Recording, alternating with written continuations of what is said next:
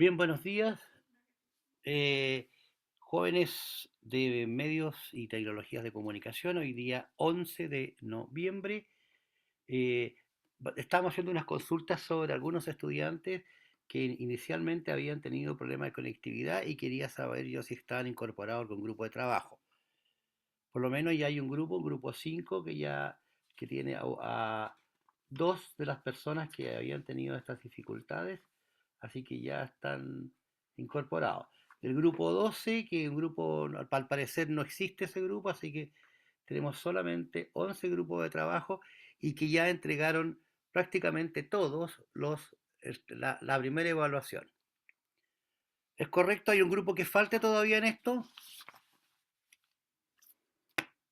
No, todo el mundo ya entregó su primer trabajo, ¿verdad? Pensando en el trabajo que viene, ¿alguien podría subir, por favor, eh, el, el calendario de evaluaciones y formatos de entrega?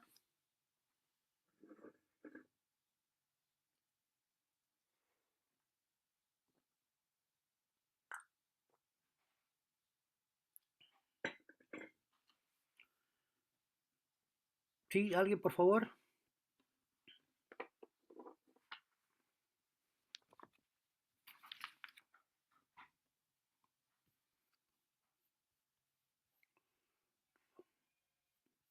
Brian, ¿puedes hacerlo tú? Es que ¿José? no poseo ¿O la lista de José? evaluación. ¿O alguien, pues Blanca, alguien que está ahí, alguien del grupo? Yo, profe. Ya, gracias. Sube para que revisemos en qué parte vamos nosotros del proceso. Ya, espérame.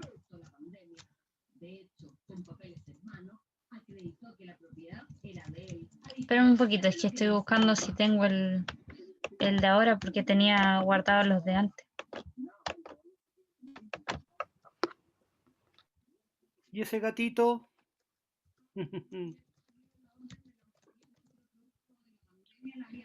¿Quién es Hola, ese? ¿Quién es ese que está en pantalla? profe, hola. Hola, Oiga, me dijeron que me estaba buscando. ¿quién es usted? Pía Navarro, Sí. eh, ¿A qué grupo perteneces tú? grupo. Espere que. Ah, con la Fanny La Paz. Fanny Arias. eh, a ver, ¿tu nombre, perdón? Fanny. Fanny Arias y Paz Vázquez y Pía Navarro. Ya. ¿Y de qué grupo eran ustedes? ¿O ¿De son? número? Eh, Grupo 12.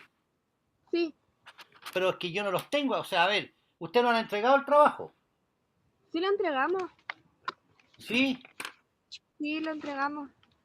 Ya, entonces a ver, yo tengo aquí no tengo todo el registro.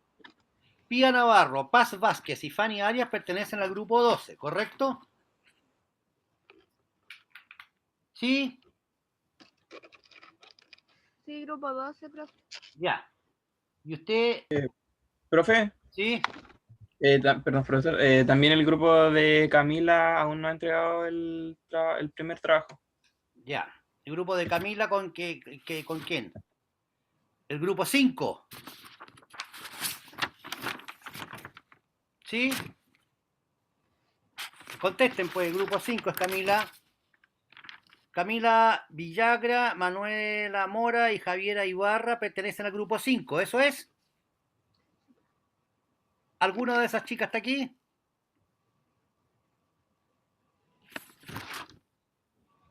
Sí, profe, era la niña con la que estaba hablando por el chat de acá, de Zoom.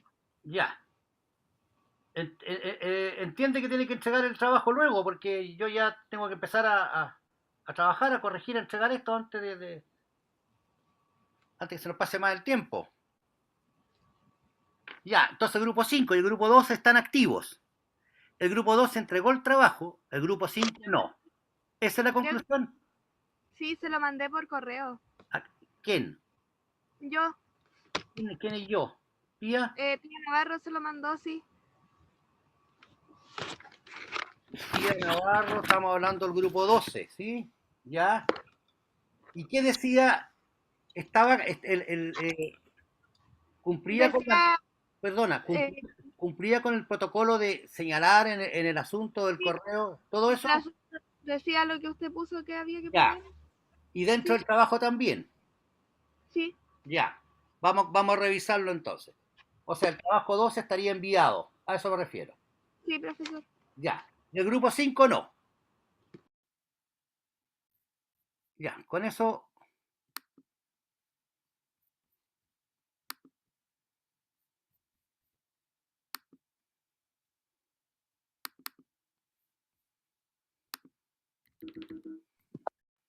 ya.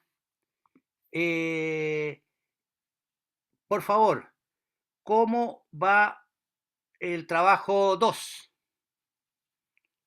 Consultas, por favor, directas.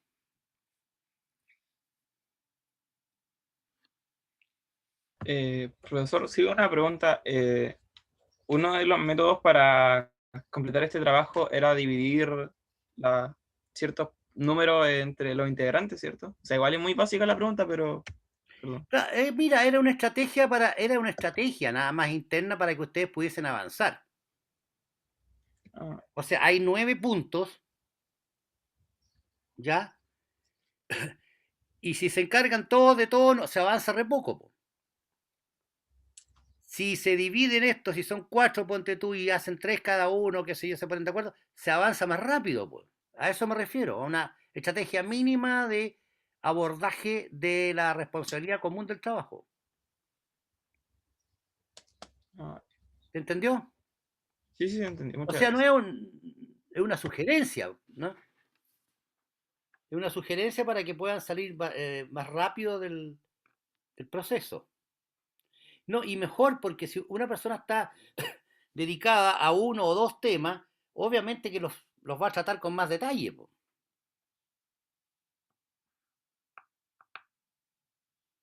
¿De qué grupo eres? ¿Quién me estaba hablando? ¿Alexis?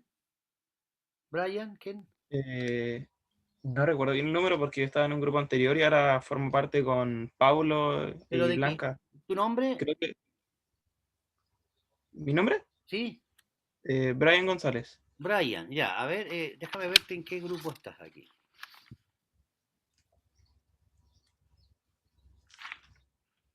Brian González. No te tengo registrado ninguno. No. ¿Y con quién estabas tú? Estaba con Blanca Sepúlveda, con Paulo, puta, no recuerdo el apellido del Paulo, con el Paulo, con el compañero Robinson y la Stephanie. A ver, tengo a Yesenia, Javier, Rocío, Rocío, Camila, Stephanie, Paulo, Robinson. Aquí, sí. Más Brian, aquí está. Más Brian, ¿cuánto? Que no tengo registrado. González. Ya. González y Blanca, ¿cuánto? Blanca Sepúlveda. Blanca, Fuente. Blanca Fuente o Sepúlveda. Fuente. Blanca Fuente, Sepúlveda.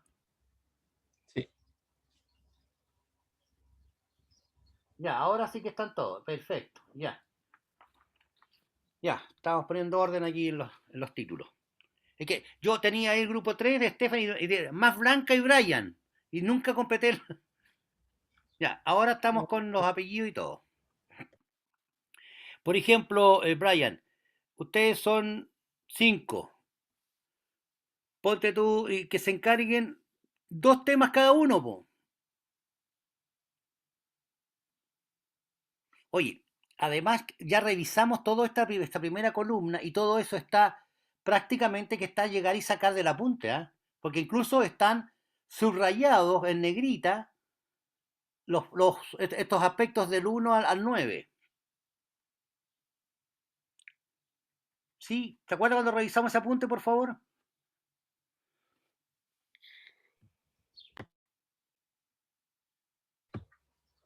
No recuerdo haber estado presente en todos porque me faltan ver las otras clases grabadas, pero sí recuerdo que varios los revisamos.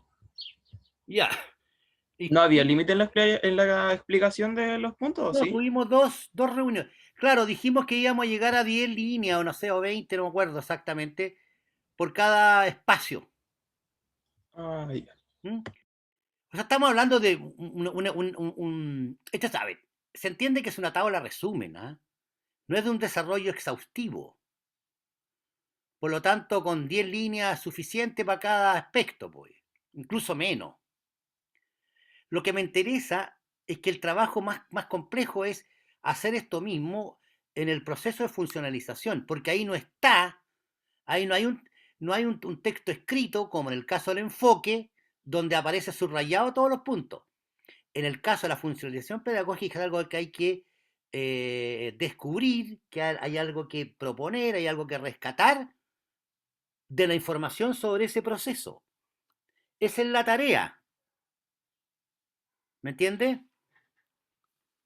O sea, no es un juego de encaje así como en el jardín, de que hay una superficie con círculos, con cuadraditos, usted traiga la cajita y la chunta. No, no es así. ¿Qué es lo que hay que hacer? Completar el enfoque comunicativo en todos esos puntos. B. En el caso del proceso de funcionalización pedagógica, ¿qué elemento de ese proceso se relaciona con el de la columna de la derecha, de la izquierda, perdón? ¿Qué definición hay del proceso de comunicación, del enfoque comunicativo? ¿Qué definición hay del proceso de funcionalización? ¿Cuál es el objetivo del enfoque? ¿Cuál es el objetivo del proceso? Y así hacia abajo. Alguien me hizo una consulta el otro día en el foro y yo la respondí. Una pregunta bien interesante, ¿eh? Y Yo yo, ahí, profesor, que le pregunté por el enfoque estructuralista en los dos claro, ¿te quedó espacios. clara la explicación? Sí, me quedó claro. Ya, eso es lo que hay que hacer. Si tienen alguna duda, pregúntenmela, pues.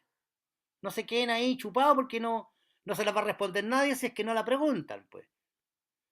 Ahora, igual te hagan el esfuerzo de encontrar la respuesta, si no, me dicen y yo coopero, pues.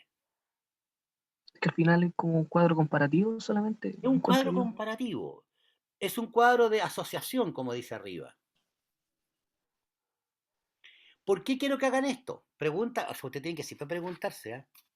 ¿A usted le da lata preguntarle a un profe por qué está haciendo esto o no? Así, sinceramente, díganme. Uno lo piensa, pero no lo pregunta, yo creo, en mi caso. Como dijo Alice, lo pensé, pero no se lo dije. Jorge Alice, el humorista. ¿Ah? Que muchas veces cuestionar a un profesor puede considerarse como una falta de respeto, lo encuentro yo. Pero a ver, ¿qué falta de respeto puede haber en preguntarle, oiga, profe, a mí me parece muy interesante lo que usted está haciendo, pero cuénteme, eh, ¿cuál es la razón por la cual tengo que hacer esta comparación? Aparte de que porque usted me lo diga, ¿me entiende? Que eso es lo mismo cuando uno, como padre, le dice a un hijo, esto es así, y el cabro pregunta por qué, y le dice, bueno, porque te lo digo yo, po. Eso no es una respuesta, ¿no? No. O sea, no es una respuesta satisfactoria. Alguien que me pregunte, haga el esfuerzo, ya, rompa el mito, pregúnteme, ¿para qué dice usted que tenemos que hacer esto?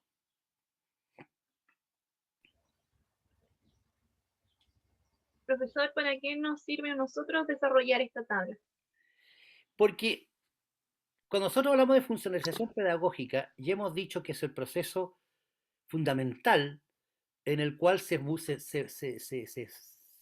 asienta, digamos, toda nuestra metodología en la línea de comunicación de esta carrera. O sea, todas las asignaturas que van desde comunicación y educación, medios y técnicas, técnicas de comunicación, audiovisual, multimodal, toda la línea de comunicación se sustenta en un proceso fundamental.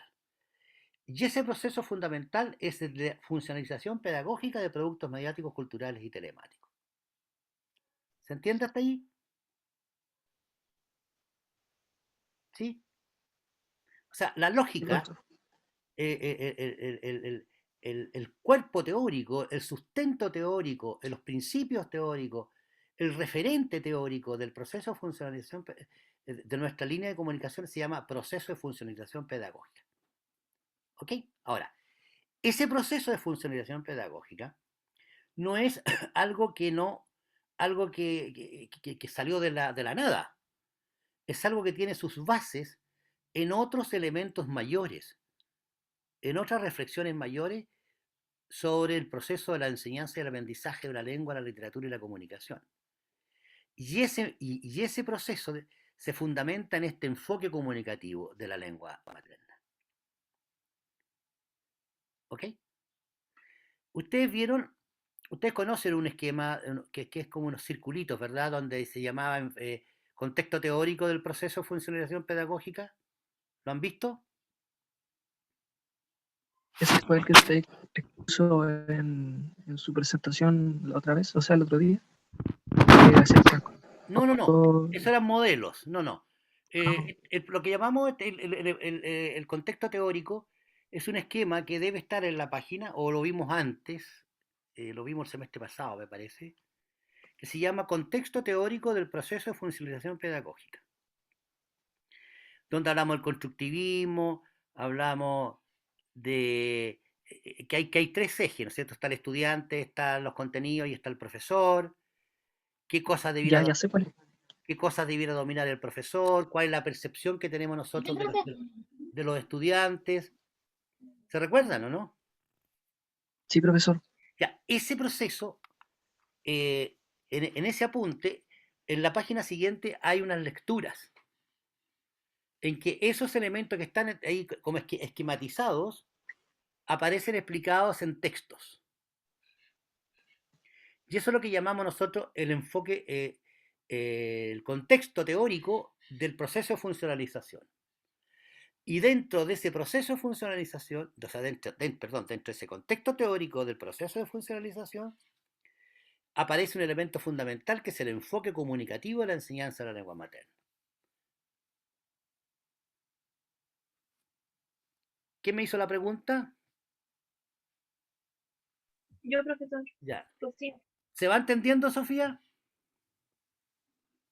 Sí, profesor. No. Me llamo Rocío. Perdón, Rocío, disculpe. No hay problema. ¿Se va entendiendo? Sí, se entiende, profesor. Ay, no estáis muy convencida. A ver, ¿qué es el enfoque comunicativo? ¿Cómo lo definimos? ¿Como la enseñanza de la lengua materna? Sí, ¿a qué llamamos enfoque comunicativo? ¿Cómo lo podríamos definir, caracterizar? Si tú tuvieras que responder a la pregunta, ¿qué es lo que es? ¿Qué es eso que se llama enfoque comunicativo en la enseñanza de la lengua materna, la literatura y la comunicación?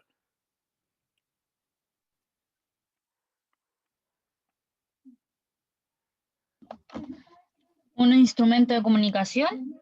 No. Enfoque comunicativo. Ay. ¿A qué apunta el concepto de enfoque comunicativo? Por eso que tienen que hacer la tarea, por niños. Bueno, es que el enfoque comunicativo, como bien decía el texto, apunta al desarrollo y al fomento de la competencia comunicativa. La comunicación básica. Ya, correcto, ese es el objetivo. Está bien lo que ustedes dicen. El enfoque comunicativo es una manera, es una forma, es un conjunto de estrategias, es una filosofía, etcétera, que se adopta al momento de enseñar una lengua. ¿Sabe quiénes usan este enfoque? ¿Dónde se usa? Y es muy claro, a lo mejor eso les puede servir de ejemplo, en la enseñanza de una lengua extranjera, de una L2. ¿Alguno de ustedes estudió otra lengua? ¿Inglés, por ejemplo? ¿O conoce gente que estudia inglés? ¿O saben cómo se hace allí esto de enseñar? Yo, profesor, tengo a mi hermana que está estudiando pedagogía en inglés. Ya. A ver, ¿tú tienes idea de cómo a ver, ¿Cómo le enseñan a ellos el inglés? Sí, de hecho es parecido más o menos a lo que es pedagogía en castellano, pero en inglés. Igual tienen más ramos respecto a gramática, fonética, y la verdad es muy parecido a al pedagogía en castellano. Mira, la verdad es que no es muy parecido, porque, porque la enseñanza del inglés, ahora claro, puede que en una carrera de pedagogía haya alguna diferencia, pero la enseñanza del inglés, normalmente la enseñanza de otra lengua se enseña partiendo de la base de que va a servir para comunicarse. Ujú. ¿Ah? Sí, Entonces, lo que predomina allí es el enfoque comunicativo. O sea, yo voy a aprender una lengua y me la van a enseñar pensando en que yo voy a tener que usarla para comunicarme. No, no, no para... no la voy a enseñar para que la persona que reciba mi instrucción sepa definirla, describirla, que los verbos, no, que sepa usarla. El énfasis en el uso. ¿Se entiende? sí, profe.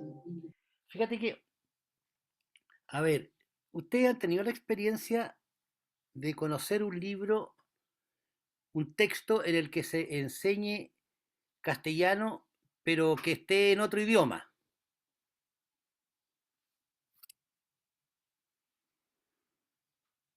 ¿no? Tratan de encontrar uno por ahí por internet, alguna cosa, y revisarlo. Por ejemplo, cómo son los libros en que enseñan castellano a los japoneses? Ponte tú.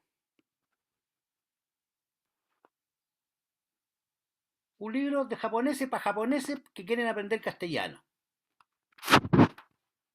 Está todo en japonés, excepto las partes, por supuesto, en que hay que trabajar con el idioma castellano.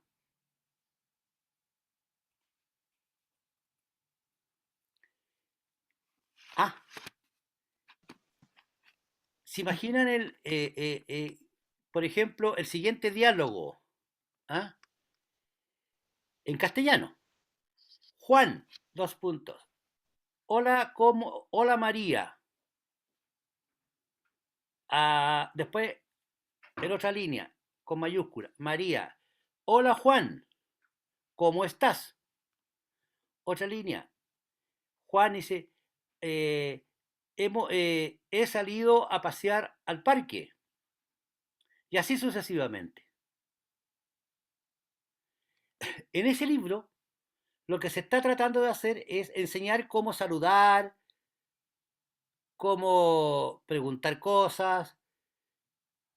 Eso es el enfoque comunicativo. ¿Se entiende? Sí, No es un, profesor. no es un libro de gramática, ni es un libro de sintaxis. Es un texto en el que se trata de enseñar el uso concreto, directo y real de una lengua para efectos comunicativos. ¿Sí?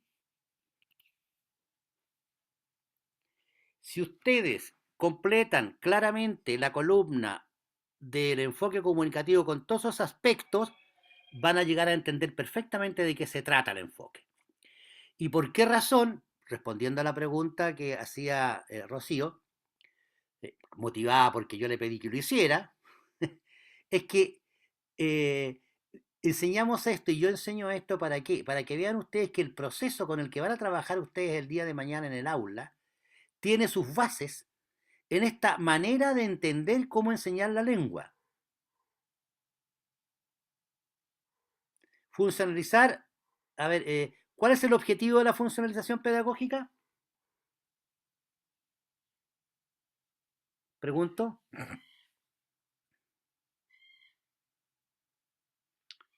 Hable nomás, por favor, diga nomás lo que tenga que decir, si no, no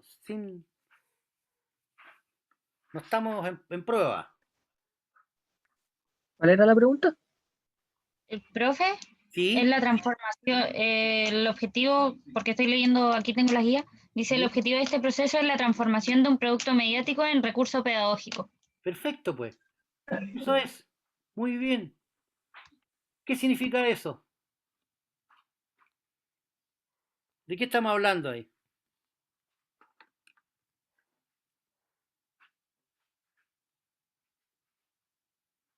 ¿Qué entendió de lo que leyó? Que se usan los productos mediáticos contextualizándolos para poder usarlos para enseñar. Correcto. Esos productos mediáticos no fueron pensados para hacer clases, ¿no es cierto? Una telenovela, una campaña publicitaria no fue pensada para hacer clases, ¿o no? No, po. No, no fueron hechos para eso. Claro, para otras cosas, po. Para persuadir en el caso de la publicidad, para entretener en el caso de las telenovelas. Oiga, y la literatura tampoco, ¿ah? Ojo, la literatura tampoco fue pensada para hacer clases. ¿Qué es lo que pasa? Que hay unos profes que se llaman profes de literatura, toman ese texto, lo procesan, lo transforman, lo describen y lo usan para hacer clases.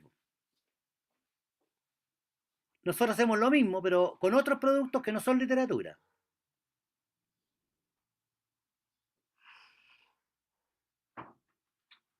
Y no hay ninguna diferencia. Lo que pasa es que eso que se hace con la literatura tiene mucho más años de hacerse. 200, 300, no sé, muchos años. Entonces ahora ya nadie se cuestiona eso. O sea, trate de preguntarle a usted a su profe de literatura que por qué hay que enseñar literatura en la enseñanza media. Ahí sí que podrían exponerse a un balazo.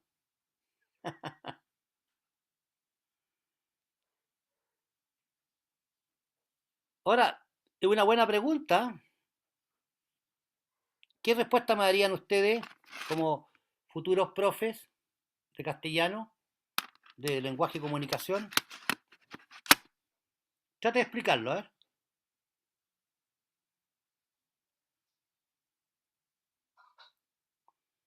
Rocío, así como tú me hiciste esta pregunta, yo te devuelvo la pregunta. ¿Por qué hay que enseñar literatura?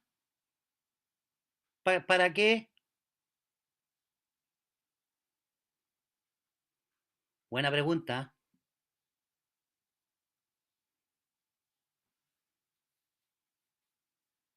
¿Serviría para transmitir como conocimiento? ¿De qué? Es que generalmente en el mundo de la literatura se muestran cosas que quizá no están tan presentes en la vida o aún no han pasado por nuestra etapa y podrían ayudarnos a comprender o trabajar ante ciertos acontecimientos. Sí, va por ahí. Porque Pero, la literatura no enseña nada útil, po. bueno, no del todo, po, Ya, porque, pero ¿qué cosa útil enseña? por ejemplo, que ya de por sí se esté utilizando la enseñanza de la literatura, te hace entender de que la literatura no funciona como algo aislado solamente, sino que también es un mecanismo de enseñanza. ¿Pero enseñar qué, pues? Enseñar que la misma literatura propia se puede utilizar como una herramienta pedagógica, ¿En qué sentido? en el sentido de que los estudiantes no entiendan de que solamente funciona como un constructo teórico en el cual solamente hay que recibir la información y ver qué es la literatura, sino que es distinto. Entender que la literatura es mucho más que eso. Se me hace Sí, difícil sí. explicarlo igual. Complicado, la verdad. No, está bien que sea difícil porque tú le está buscando a usted la explicación. Mire, la enseñanza de la literatura es la enseñanza humanística, que no viene de toda la vida. Recuerden que el concepto de literatura es un concepto del siglo XVII, recién. No es un contexto. Hoy día le llamamos literatura a unas formas que reconocemos desde los griegos, pero eso es desde hoy día hacia atrás. La única y por lo tanto fundamental función de la literatura en la enseñanza media científico-humanista es que leyendo literatura, los jóvenes, eh, los futuros ciudadanos o los que se están construyendo como ciudadanos, son capaces de desarrollar, por ejemplo, el sentido estético de las cosas, la valoración de la obra artística, en este caso literaria, y entender que en otros momentos, antes de él, otras personas pensaron más o menos lo que yo siento como joven, por ejemplo. O sea que temas como el amor, la muerte, que dicen mucho, se dice que son los dos grandes temas de la poesía, por ejemplo. La poesía no tiene otros temas que no sea el amor o la muerte. En otro momento, en otras instancias, en otros contextos políticos, en otros contextos sociales, de revoluciones, qué sé yo, de momentos de desarrollo científico, hubo gente que se dedicó a escribir y a construir una imagen de su tiempo que es importante que nosotros conozcamos. Para eso sirve la literatura. Y no es menor, porque nada más que la literatura puede hacer eso. De alguna u otra manera lo hace el arte. Las otras formas artísticas, recordemos que hay 10 o 12 tipos de arte, ¿no? ¿Se entiende? Pero ese manejo de esas percepciones y ese uso de la literatura que se da en la sala de clases, no se da solo, no se da porque solamente el estudiante lo lea, un texto. Se da porque hay un profesor que es capaz de interpretar, ayudar a la interpretación. Un profesor que sabe de métrica, sabe de cómo están hechos los versos, conoce lo que es un endecasílabo, sabe acentuar las vocales en un soneto, sabe lo que es la narrativa, sabe lo que es el mundo narrado, sabe lo que es el sujeto de la enunciación, sabe lo que es el sujeto del enunciado, sabe lo que es el narrador, el narratario, sabe cómo se construye lingüísticamente un texto literario. Y eso los transforma en profesional de la educación. ¿Se entiende, no?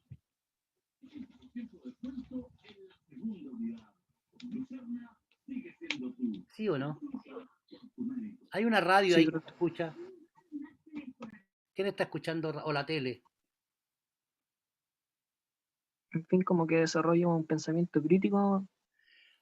Claro, no, por supuesto, además con otras variantes, por supuesto, porque mediante esa lectura literaria yo puedo establecer, por ejemplo, cómo ese escritor hace una crítica a su época, por ejemplo. Sí. ¿No es cierto? Cómo la literatura ha desarrollado, en realidad esto viene de los griegos, cómo la retórica en general ha desarrollado la lengua como un instrumento de lucha. ¿Usted sabe cómo surge la retórica en Grecia? ¿Tú sabes lo que es la retórica, no?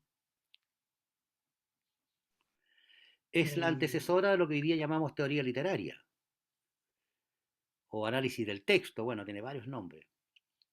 En Grecia, en algún momento dado, cuando Esparta y Atenas se disputaban el poder de ese conjunto de islas que se llama que es Grecia, en una isla había un grupo de sujetos muy pobres, campesinos, en fin, qué sé yo, y que de pronto no tenían cómo defenderse de un ejército imperial.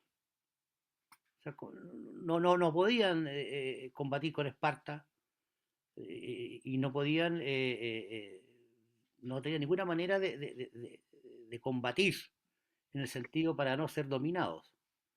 Entonces empezaron a desarrollar un arte que era bien interesante, que es defenderse hablando. ¿Te das cuenta? ¿Se dan cuenta? Entonces empiezan a desarrollar poco a poco esto de hablar y defenderse bajo argumentos, bajo la lógica, bajo elementos del lenguaje, y empiezan a concebir, perdón, a concebir todo un desarrollo del lenguaje como instrumento para poder defenderse. Ahora, esto con los años se van desarrollando y se va afinando hasta que finalmente llega Aristóteles y sistematiza todo esto se supone que en 3 libros que debió haber escrito. Uno que era del mensaje, otro era que del receptor y otro que era del emisor, según los términos de hoy día. De dos de esos libros no se sabe finalmente la existencia, lo único que quedó fue la poética de Aristóteles. Y en la poética de Aristóteles, este sabio griego propone los principios básicos de cómo construir un mensaje para efecto de persuadir. Es en breve la historia, ¿no? Y esos estudios pasaron después al mundo de los romanos, después pasaron a Bizancio, y en fin, y llegaron hoy día, después del Renacimiento, y llegan hoy día a fines comienzo del siglo XX y se desarrollan en varios países en Europa y en el centro de Europa. Ciertas escuelas que van dando fuerza a lo que ahí se genera, por ejemplo, el estructuralismo checo, el estructuralismo ruso, y finalmente desembocan esto al estructuralismo francés y hasta la nueva teoría literaria que manejamos hoy día. En todo ese proceso bastante resumido, se han generado los estudios literarios, que hoy día se emplean para el análisis de los productos literarios, llamaríamos nosotros en nuestro lenguaje, para su procesamiento y su trabajo en el aula. Nosotros, como profesores de lenguaje modernos, actuales, ya no solo hacemos eso con la literatura, sino que tenemos que hacerlo con otros productos de la cultura, con otros productos de los medios y hoy día con otros productos de los telemáticos o de las redes sociales. Y eso tenemos que prepararlo para hacerlo porque vamos a tener que trabajar con esos elementos cuando sean ustedes ya profesores. ¿Está claro, muchachos, no? Sí, profesor. Sí, profe. Yo esperaría que pudiéramos grabar, bueno, cuando grabemos esto, ustedes lo revisen lo que dijimos y lo pongan, lo tengan ahí pensado para efecto de cuando tengan que hacer la tarea, pues chiquillos. ¿Ya? Me ¿Alguna causó dudar muchas cosas. Sí, no, hay harto ahí. Bueno, podemos, bueno, imagínate, pues tantos años uno siendo aquí, siendo profe de literatura, como fui muchos años, fui profe de lingüística muchos años, y hace muchos que soy, ya 20 o 30 que soy profesor de comunicación, entonces tengo mis años de circo. Sí, es que creo que antiguamente nosotros tenemos comentarios del texto literario ahora y ese ramo se llamaba teoría literaria. Exacto, en mi época era así. Sí, Y antes, incluso antes se llamaba también de varias otras maneras. y eso es lo que me hacía pensar porque yo al día de hoy aplico el comentario del texto literario, pero no conozco los conocimientos básicos acerca de la teoría literaria. Mm, sí. Mira, si ustedes pudieran conseguir un libro alguna vez que se llama El espejo y la lámpara, de Abrams, no me acuerdo el nombre, El espejo y la lámpara. Es un libro muy interesante porque ¿qué es lo que hace este autor? Describe muy claramente los tres momentos desde comienzo del siglo XX hasta ahora, los tres momentos en que la teoría literaria se ha ido desarrollando y cuáles han sido los aspectos en los cuales se centra. En un primer momento, la teoría literaria. A ver, la pregunta es: ¿dónde radica el sentido de lo literario? Una pregunta fundamental. ¿Eh? ¿Dónde está lo literario de lo literario en las obras literarias? Y la primera explicación que hubo hacia fines del siglo XIX, comienzo del siglo XX, es que lo literario de lo literario estaba en el autor. O sea, esta obra es así porque el autor es judío, porque es homosexual, porque es italiano, porque es europeo, porque es hindú. O sea, los sentidos del texto se explicaban por la naturaleza sociológica del autor. Pasa mucho tiempo y hacia teniendo como eje los años 60, el estructuralismo literario francés y los estructuralismos iniciales también en Checoslovaquia cambian todo esto y el sentido gira hacia la obra. Entonces ahí pasaron varias décadas en que lo específico, lo literario de la literatura estaba en la forma, estaba en el contenido. Era la forma y el contenido, independientemente de quién fuera el autor, ¿ya? Sino que era el texto por sí mismo el que era capaz de explicarlo. Hacia los años 80, 90, ya se instaura en el mundo lo que se llama la teoría de la recepción, que la desarrollan los alemanes, fundamentalmente, Husserl y otros autores. Y allí el sentido de lo literario ya no se busca en la naturaleza del autor ni en la obra, sino que en el receptor. O sea, el sentido de lo literario está en el receptor. El que le da el sentido es el receptor. dependiendo de sus condiciones sociales, políticas, ideológicas, en fin. Entonces, este tránsito de que lo literario era porque se lo daba el autor, era porque la obra misma era la que lo proveía, o se encontraba en el caso de los lectores, ese ha sido el gran tránsito de la teoría literaria en el siglo XX. Y hoy día estamos en una época posterior a todo eso, en que lo que se trabaja es una mezcla entre la búsqueda de la forma, las características del autor y las características del lector. Hoy día tenemos como un híbrido, y eso es lo que se llama comentario de texto. Quedó claro más o menos una muy breve historia, pues, acordándome de mi época de profesor de teoría literaria, que se extrañan en este momento. Sí, profesor, quedó muy claro. Gracias. Ya, chiquillos, entonces, ¿en qué estamos? Bueno, nosotros ya no nos vemos hasta la otra semana, ¿no? La otra semana hay un receso, ¿ah? Pero yo no me lo tomo muy a pecho, así que yo sigo trabajando, corrigiendo y todo. Ya, oye, por favor, grupo 5, atención, entregar el trabajo para que todo lo tengan y no se quede nadie atrás, por favor. Y las consultas sobre el trabajo que estamos indicando aquí en pantalla, por favor, háganlas y trabajen. Divídanse el trabajo, chicos. La división del trabajo aquí es lo mejor. ¿Estamos, niños? Sí, profesor. Ya. Sí, profe. Sí, profe. Ya, estamos conformes entonces con lo que conversamos hoy día y quedó claro, espero, ¿ya? Nos estamos viendo, muchachos, ¿ya? Ojalá Chao, viendo, profe. porque no he visto casi nadie, pero no Lo importa. estamos escuchando. Ya, pero los intuyo, ya. Ya, que estén bien, chiquillos. Cuídense. Chao, Chao, profe. Chao, profe, profe. cuídese. Chao, profesor. Chao. Chao, profesor. Fin de semana. ánimo.